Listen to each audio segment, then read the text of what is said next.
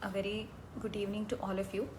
I welcome you all once again to the ICANN initiative, the Hindu and Indian Express analysis. So, we will start today with a very inspiring story. It's a story of a shark that we are going to talk about today.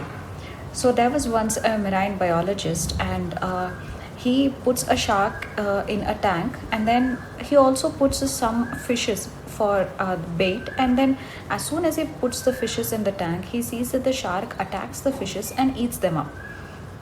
After some time, what he does is he puts a uh, transparent fiberglass.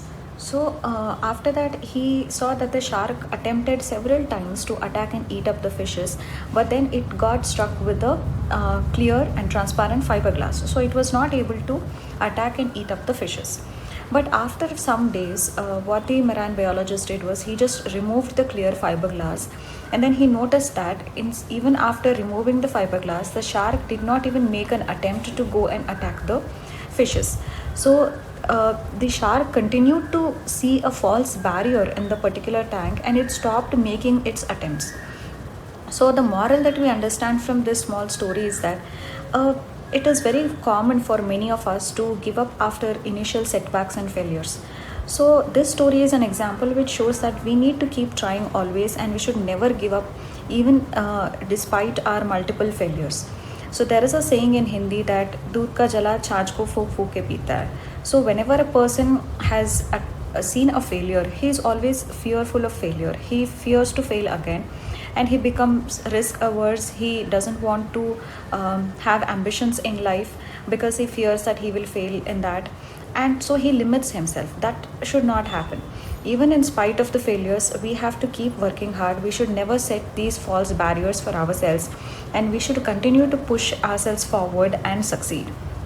So, with this inspiring story, we will start with the first topic of the day, which is the role of the police.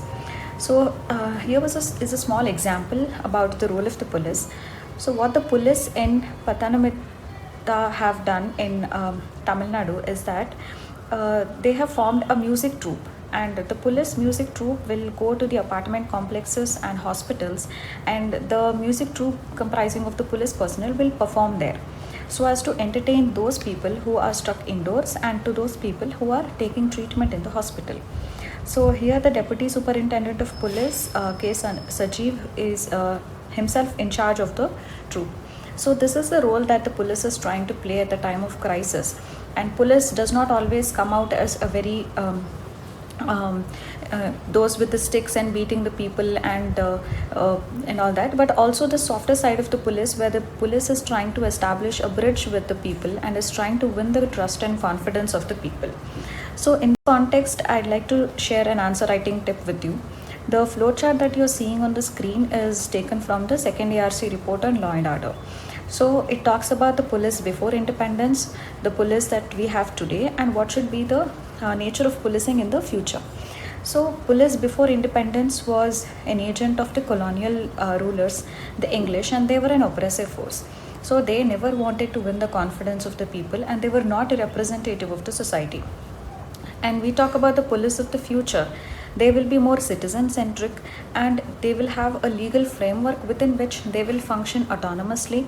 So therefore they will be more professional and efficient, and also they work more friendly with the people in upholding the rule of law. So therefore they will be more of a representative of all sections of the society. So this will be the police of the future. So whenever you read such important reports like ARC, do make it a point and keep it in your mind to extract such important flowcharts, and any question that is asked in the mains regarding police reforms, what should it be? So you can say that police of the future should be based on this. So you can draw this flowchart and say this is how the police of the future should be. And a simple flowchart, and that too when it comes from second ARC, is going to add a lot of value to your answer. So with this, we will move to the topic. It is about the E-codes. So in this case, a three-judge bench that was headed by the Chief Justice of India have laid down broad norms for courts in using the video conferencing. And the court has also said that these virtual judicial proceedings are also as valid as the normal proceedings. So what can be done is that in the lower courts, how the evidence that is being now recorded by summoning the people, so now it can be recorded virtually. And in the higher courts, so written briefs will have to be submitted, so this can be done online. And allocation of time slots also can be given, so that there is efficient case management also. So this digitization is going to help a lot. So now let us discuss in brief about the e-courts project. So first of all, the e-courts project was a mission mode project. So this was for implementing of the information and communication technology, that is ICT, in judiciary. So it was a mission mode project. And secondly, it had fourfold aims. So the e-courts project had fourfold aims. First is that it has to provide citizen-centric service. Secondly, so this was from the citizen's point of view. Second is for the courts. So from the court's point of view, the courts need a decision support system to be able to effectively dispense justice. So this has to provide a decision support system to the courts. And thirdly, for various people, for the litigants and non-litigants, for various stakeholders in the society, information about what cases are there, what is a pendency, what is the nature of the disputes, all these information has to be accessible. So this will improve the accessibility of the information to all the stakeholders. And finally, it will improve the judicial productivity, both in quantitative as well as in qualitative terms. So these are the fourfold objectives of the mission mode project, e-courts. So at this point of time, after this project has been implemented, we have a database in which we have information of nearly more than 10 crore cases and more than 7 crore judgments. We have the information in the form of a digitized database. So this, what has this made is, it has made justice delivery more transparent, more accountable, and more speedy also, by limiting the paper filing. So it has also improved the workflow management in the courts. So it has bettered the court management and also the case management. So this has become more smooth because of the e-court project. But however, there are certain issues, like there is a lack of techno-legal expertise in the country. And secondly, in terms of the expenditure, a lot of funds is required. The amount of infrastructure that we have is currently again poor. And also when we talk about digitization, the natural thing that comes is, what if the judgments are hacked? What if all the documents which have been submitted virtually are hacked? So hacking of e-courts is also a possibility. So therefore we need to have a robust data security architecture before we can fully go on with the e-court project. So with this, we will go to the next. Before that, here is some data. So nearly 16,000 courts have been computerized across the country under the e-court project. And so this is the budget that has been given to the project, and this was a deadline.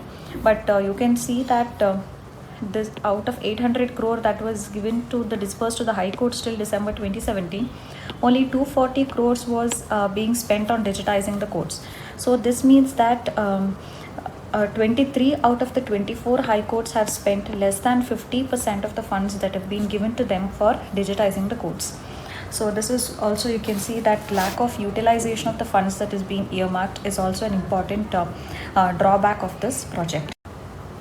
So government has also launched an e-court services app also. So in the e-court services app, if you download the app, you can see the entire case history.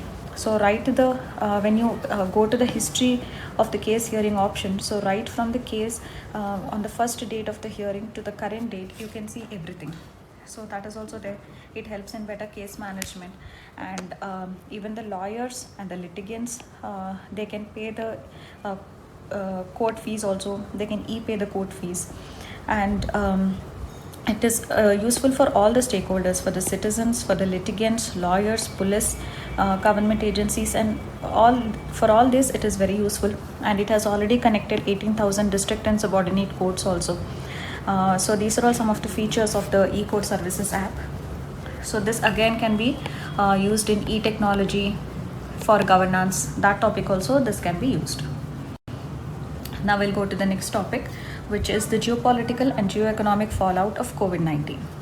So this says that once the COVID crisis is over, there is going to be some transformation across the world in terms of the geopolitical and the geoeconomic scenario that is going to be there. So first thing that is going to happen is, at this point of time, there is a concept of international community. We say that the entire globe is one village and we are all bound by the humanity. So this concept of international community could cease to exist in the post-COVID world. So countries are going to be looking inwards, and there could be some narrowly defined national interests also. So this one is going to happen. And next is, we have seen that these international institutions like United Nations Security Council, WHO, they have failed to respond by and also they have underestimated the nature of this epidemic, particularly WHO. So we are going to see how these international institutions will have a different role to play in the post-COVID scenario. And thirdly, there is bound to be an economic shock across the globe. So the World Bank, for instance, has already predicted that India is going to grow just 1.5 to 2.8% growth will be there in the current fiscal. So there are going to be job losses also. So there will be a global economic shock after the COVID crisis subsides. Then fourth is that dominant role of the state. So at this point of time, where providing affordable free healthcare to all the people who seek out medical help, the state has assumed the dominant role. So the state has ensured that the testing facilities and all the essential items reach the needy people, and the state is handling the welfare of the vulnerable sections of the society. So this has brought the dominant role of the state back again. So state is not just going to be a facilitator in the future, but it may be a main provider of the public goods. So when the state plays such omnipotent role, so there is also, people are also willing to allow the state to play such omnipotent role at the cost of their personal liberties also. So omnipotence of state and dominant role of state is also one possible thing that can happen. So the next thing that we can expect is about the China's role. So the China's role in the post-COVID world is going to be different. So first of all, China will definitely benefit from the early recovery that is happening in China. So China has opened up and it has started industrial activities also after the suspension of the lockdown. So this manufacturing abilities of the China will definitely give it a good start, and therefore it will use this manufacturing abilities to its geo-economic advantage. So this is about the early recovery for the manufacturing activities. Second, already China is giving medical aid and palliative aids to the Asian and the African countries. So this aid at the time of the crisis that China has provided, it is going to reap the benefits in the form of geopolitical advantage after the COVID crisis subsides. So next important advantage that China is going to have is that China has now worldwide also started to acquire financial assets and stakes in several banks and companies across the world, because these companies and banks, their valuation has dropped sharply. So at the time of such low valuation, China is trying to acquire the financial assets. For example, People's Bank of China has acquired 1% stake in our HDFC Bank. So why? Because there was a sharp fall in the price of the HDFC stocks. So China's intention to acquire the financial assets, again, it will play to its geo-economic advantage in the future, and we might have a Chinese-centric multilateral globalization framework also. The next important thing that's going to happen in the world is the power of the US. So the power of the US to play a critical role in the world affairs is definitely going to come down, because US has seen a lot of cases, and so because of which its recovery is again going to be delayed. So its power to play that role, critical role in the world affairs, is definitely going to come down. So when we talk about the Gulf or West Asia, so they have the double crisis that they are facing. One is the oil price meltdown and also the COVID. So this will aggravate the already difficult situation, and India also will not be able to leverage its good relations with West Asia, because West Asia is such a region that is facing so much of crisis. So the expatriate community, the Indian expatriate community that is there in the West Asia, will also be hit by this, and there will definitely be a slowdown in the repatriation that comes from West Asia. So these are all some of the geopolitical and the geoeconomic scenario that are likely to happen in a post-COVID world. So now we will move to the next topic. So this is a data on military spending. Stockholm International Peace Research Institution, SIPRI, has come out with the data regarding India's military spending. So India's military spending is $71 billion. China's military spending is $261 billion, and USA's military spending is $732 billion. So even though India's defense spending has increased by 6.8% compared to the previous year, we can still see the such a huge gap, such a huge difference in the defense spending between India and China, and also between China and the US. So this is something that is very important to be noted. And also the report also says that the reason for India's 6.8% rise in the defense expenditure is because of India's tensions with both Pakistan and China. So that has driven the increased military spending. So our spending of 71.1 billion, it amounts to 2.4% of the GDP. But however, for example, in 2020-21, the budget allocation of defense has been 3.37 lakh crore.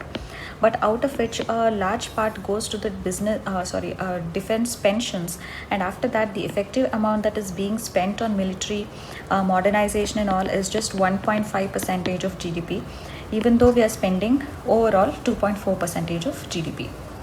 So this data we have to remember, so whenever we deal with security issues that India is facing. So next is the Bodoland issue. So why this issue was in news is because the Bodoland territorial area districts have now been placed under governor's rule, because the 5-year term for the council has now expired, and elections which were scheduled in April will now have been deferred because of the COVID crisis. So the BTAD has now fallen under the governor's rule. So with this we will see some of the basics about the Bodoland issue. So first of all, who are these Bodos? Bodos are the ethno-linguistic group of Assam, and they are one of the earliest inhabitants of Assam. So they are ethno-linguistic group, and they are one of the earliest inhabitants of Assam. So why have they been demanding? First of all, they demanded before a separate state of Bodoland. So then they started demanding more autonomy. So why have there been such demands? The first reason is that is regarding their cultural identity and ethnicity. So they belong to the Indo-Mongoloid, and also there have been forced assimilation in the state. So they were now once a majority, and now they have become ethnic minorities also. So there has been a loss of their language and loss of their cultural identity. So this is one reason. Second is there has been illegal immigration, particularly from East Pakistan, and later on from Bangladesh. There has been illegal immigration also.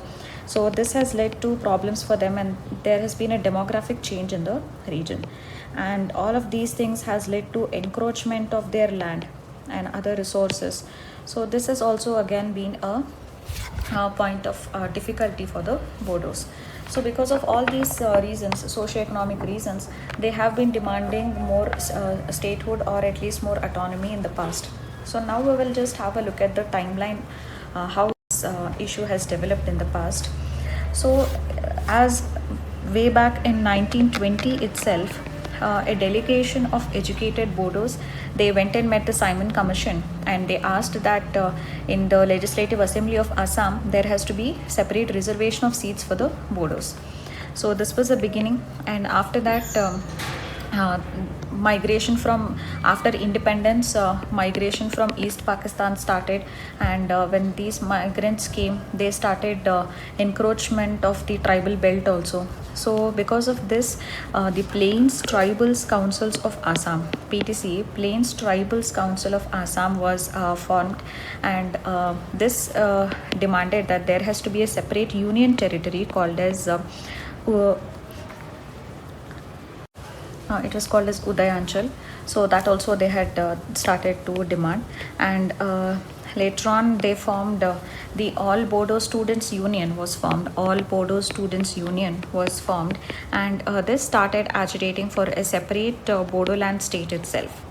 So they started a separate statehood demand, and later on a armed militia was also formed, which was called as the National Democratic Front of Bodoland. So this was an armed militia. This was formed, and later on in 1993 a peace accord was signed with the Bodos, under which Bodo Autonomous Council was formed, and under this but however, this Bodo Autonomous Council became very futile because it failed to protect the interests of the Bodos. So this the failure of the Bodo Autonomous Council led to more violent movement, and later on the Bodo Liberation Tigers were formed, which made the movement more violent. And later on another peace accord was signed in the year 2003, under which the Bodoland Territorial Council, BTC, was brought under the 6th schedule of the constitution, and more autonomy were given to the tribals to manage their own affairs. But however, in spite of all these peace accords and promises, again and again, the underlying issues of illegal migration and losing of their cultural and linguistic identity, even today it remains. So that is the major issue. The issue still remains. So and also you should know that till now 3 peace accords have been signed between the Bodos and the government. The first accord was signed in 1993, where the Bodo Autonomous Council was formed.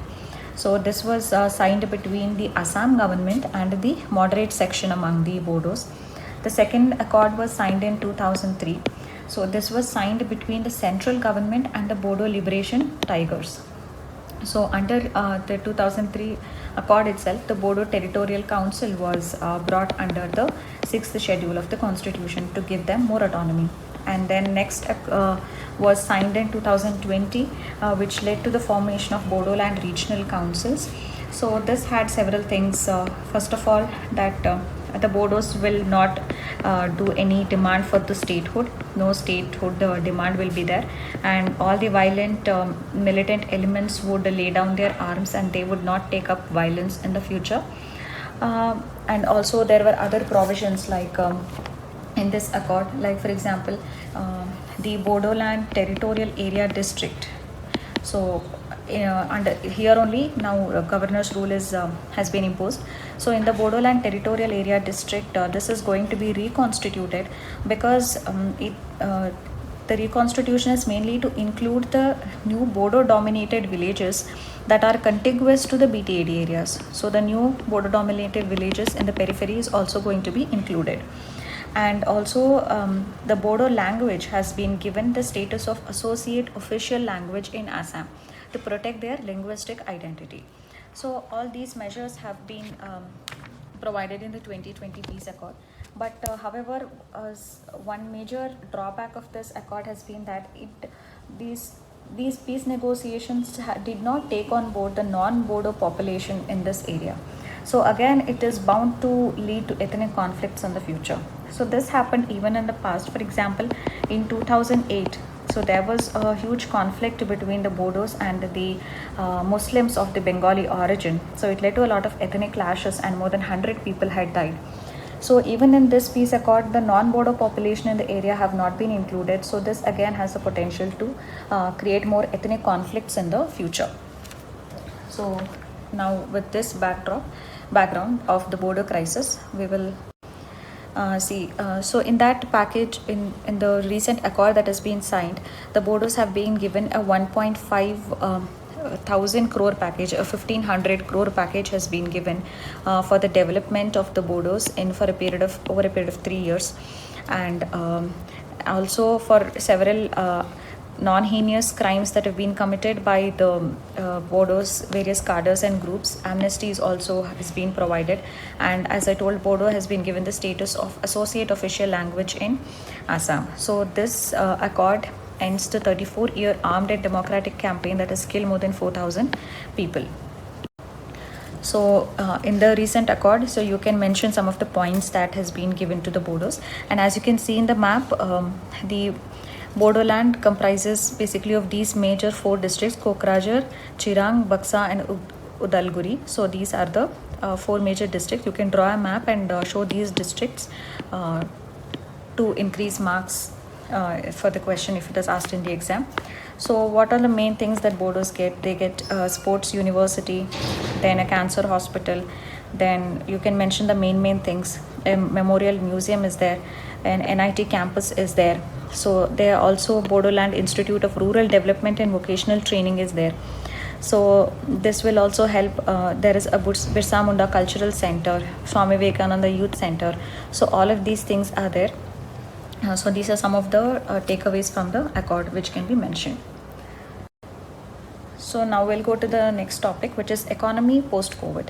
So how the economy is going to be, how it is going to recover after the COVID crisis. So here they have given the examples of so many sectors. For example, saloons.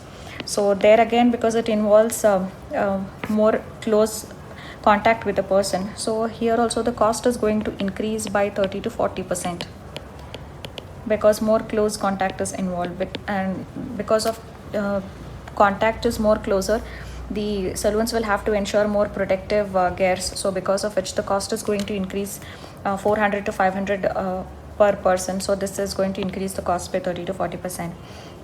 Similarly, if you talk about any retail outlets, so if in a particular retail outlet, depending upon the size, 4 to 5 or 10 people are at a time allowed entry. So costs are bound to increase by at least 30 to 35%. So then the article also speaks about restaurants and hotels. So here again, in the case of restaurant, hotels, hygiene has to be ensured, and also again the seating arrangements, number of seats will have to be removed so as to deal with social distancing. So even they will be operating at suboptimal levels, and therefore even here the cost escalation will be there. And even in the airlines, in the aviation sector, to ensure more social distancing, to have that gap between 2 people, all the middle seats in the planes may go vacant for a couple of months. So again, the cost per person of the airline ticket is going to increase. So this article basically deals with what will be the cost of doing business in a post-COVID world. So definitely the cost of doing business in a post-COVID world is set to rise. So these are all some of the examples of the sectors that has been taken to show that there is going to be a rise. So now we will discuss yesterday's question that I had asked, which is about the issues associated with the office of the governor and recommendations, along with mentioning the relevant committees' names. So when we talk about the issues, first of all, you can start the answer by quoting the relevant article of the constitution, that the office of the governor and is a constitutional head of the state and serves as a link in the federal polity between the center and the state governments and all of that. So then when you actually come to the body, so in the issues you can categorize it as appointment. So once the person is appointment, he will exercise the powers, and after exercising the powers there will be removal. So these are the 3 main issues, areas where the issues have arisen. So in the case of appointments, several times the governors have been appointed in the state without the consultation of the state government. So in this case, Sarkaria and Panchi Commission have also time and again, they have recommended that there has to be prior consultation with the state government, because at the end of the day, the governor and the state government will have to work in harmony. So therefore, a prior consultation with the state government is better. So this has been recommended by Sarkaria Commission, Panchi Commission also. So the second issue is with respect to the appointment. Several times it has been found that the constitutional office of the governor has become a rehabilitation place or a dumping yard for the loyal or the retired politicians and bureaucrats. So this has reduced the dignity of this constitutional office. And thirdly, the appointments that have been made are political appointments. That is, a person who is loyal to the union government is being appointed. For example, whenever there is a change in the government, several states where the governors belong to some other party, they are dismissed and new governors are appointed. So in this context, it was told in the Raghukul Tilak case that governor is not an employee of the center. It is an independent constitutional office. So in this regard, in the case of appointment, Panchi Commission has told that, even Sarkaria Commission has told that the person who would be appointed as the governor should be of impeccable integrity, and he must usually be a person who does not belong to the state, and he must also not have participated in active politics for at least some years before his appointment. So it has to be a non-political appointment. So all of these things have been spoken by these committees, relevant committees, regarding the appointment. So next, when we come to the power, yesterday itself we discussed about Article 163, which talks about the discretionary powers of the governor. And we also saw how the Supreme Court in the Nabam Rebia judgment told that the discretionary powers of the governors are there, but while exercising the discretionary powers, the governor will have to exercise caution, and the discretion has to be exercised in an objective, rational manner, and there must not be an arbitrary and fanciful exercise of the discretionary powers. So you can also quote the recent example of the Karnataka government, which I discussed yesterday. So that is also there. And again it comes to power, under Article 356, the governor can send a report to the president to impose president's rule in the state. So this again is being misused. For example, in the SR Bommai case itself, which we had discussed yesterday.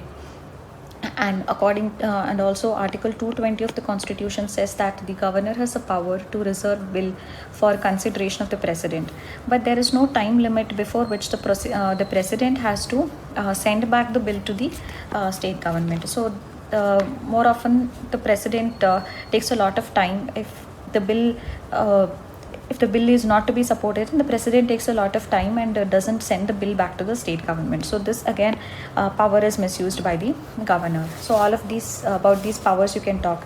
And when it comes to the discretionary powers under 356, for example, the Supreme Court has also laid down some guidelines that and even Sarkaria and Panchi Commission have told that Article 356 should be the last resort.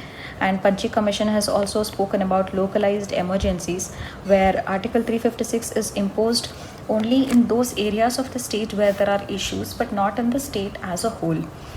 And also that floor test has to be made mandatory to ascertain whether the government enjoys the confidence in the legislator or not. So all of these guidelines have been given by Panchi Commission, Sarkaria Commission. So that is there. And even the National Commission on Review of Working of Constitution under Venkatachalaya has told that there has to be a time limit before which the president, for the president to consider and send the bill back to the state government, so that the president doesn't sit endlessly on the bill that the governor has reserved for the president. So now we come to removal. Article 156 says that the governor will be removed, will hold office till the pleasure of the president. But because of this pleasure doctrine, there is no security of tenure for the governors. So every time there is a change in the government, there is mass dismissal of the governors in those states which are ruled by a different political party. So Panchi Commission even held that these governors are being treated like a political football, and such a treatment must stop. So Panchi Commission recommended that we must amend the constitution, and there has to be a fixed tenure for the governor, and the removal must be made more stringent, just like the removal of the president. So that is there. And also to write a conclusion or a way forward by saying that, say for example, the governor provides that crucial link in a federal structure between the states and the center. And also in the case of disputes, governor comes out as a neutral arbiter, and he's the conscious keeper in a state, because otherwise there are so many political things that are going on. And the governorship, as has been recommended by Sarkaria, Panchi and ARC and all that it has to go to people who have impeccable credentials, and it must not be a dumping ground for bureaucrats or politicians. and and also, as Panchi Commission recommended, that we need to fix the tenure of the governor and not be subject to the pleasure doctrine. So for this, we need to amend the constitution. And as far as exercising the discretionary powers is concerned, the Supreme Court is told that this has to be exercised with great caution and it has to be rational and objective. And also, we have seen in the past that several Raj Bhavans have been a good model for governance. For example, several Raj Bhavans, they have a very environmental friendly architecture through which the governors can inspire adoption of green technologies across the state. Similarly, several Raj Bhavans have been digitized, so through this the governors can push for reforms in science and technology and promote more digitization across the states. So they must set the example so that uh, there are several good progressive steps that are being taken in the state. So with this, we will look at today's question. Comment on the need for police reforms in India. It is a 10-mark question in 150 words. So I'm not asking for what police reforms should be taken. I'm just asking for the need for police reforms. And in such questions, when it is just for 10 marks, it is very difficult. If you have more content, if you have read more, it is very difficult to control and just write within 150 words without exceeding the time and the word limit. So take this as a challenge and at least make a mental frame about what major subheadings and side headings that you will be giving in this particular answer. So that's it for today. Thank you.